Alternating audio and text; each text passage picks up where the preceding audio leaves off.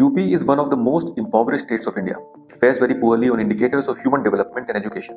In peri-urban poor areas of Misa, Mahmudpur and Kalli Paschim in Lucknow, these indicators are much below the average. Most children here don't complete school, but girls are the first to drop out. Girls have restricted mobility, no access to safe spaces and are engaged in household chores from very young ages. They get married at 13 or 14 years old and become pregnant soon after. Drug use, sexual abuse and child labor is rampant in these communities. So the Yellow Room program aims at breaking the intergenerational poverty that has been existing in communities for generations and generations by making the first generation learners educated, employed and empowered also, both socially and financially. For doing this, obviously you need to work with the community for years and years.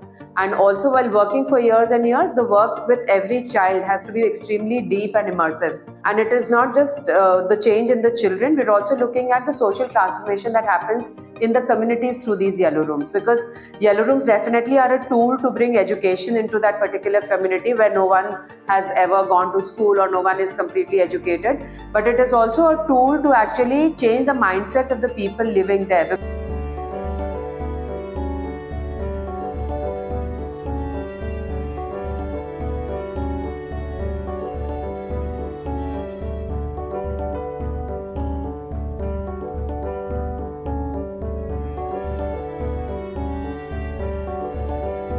पहले मुझे English से reading नहीं करनी आती थी।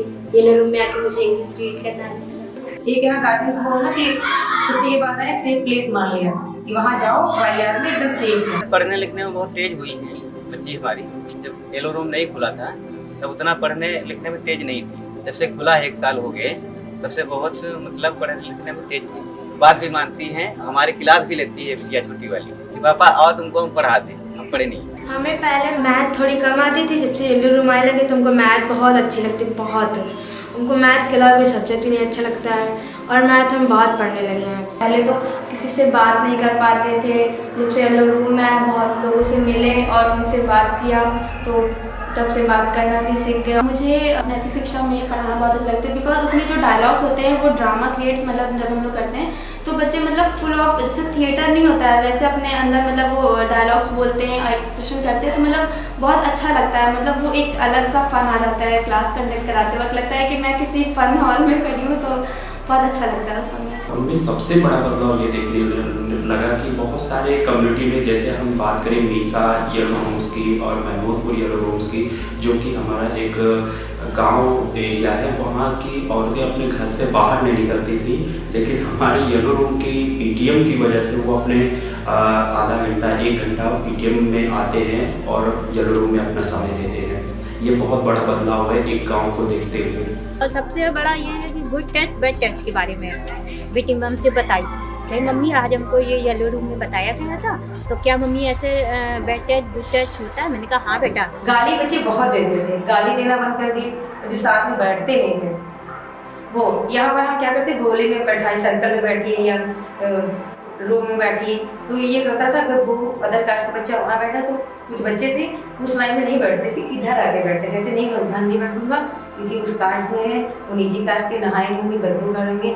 ये सब मतलब उनके दिमाग में निकाल दिया। अब क्या करते हैं, अब आते देखो एक ही में भर के बैठते हैं, अब वही फ्रेंड हो गए। बस यही है भैया, हम तो सोचते हैं कि भैया जब से येलो रूम खुला है तब से बच्चों को बहुत सहायता मिलती है। लोगों बच्चों को कपड़े भी मिले हैं, खाने पीने का सामान भी मिलती है, आगे चल के वो भविष्य उनका अच्छा बनेगा।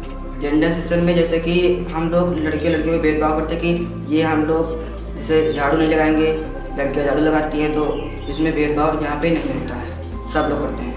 टीचर आते वो भी कहते हैं, वो टीचर आसपास के स्कूलों के वो भी रिस्पेक्ट, उनके बच्चे भी आते हैं तो कहते हैं मैम क्या मतलब जादू है। बेटी ऐसा साहब की तो उसको ये भी बताया गया कि मतलब कि बॉडी में चेंज है क्या है, तो अब वहाँ के जरिए उसको मैं बता नहीं सकती हूँ, आप समझ जाइए। तो वो भी चीज़ उसको पता चली है कि हाँ मम्मी हमको येलो रूम में आज ये बताया था, तो ये चेंज आएगा तो मेरे बॉडी में क्या चेंज होगा।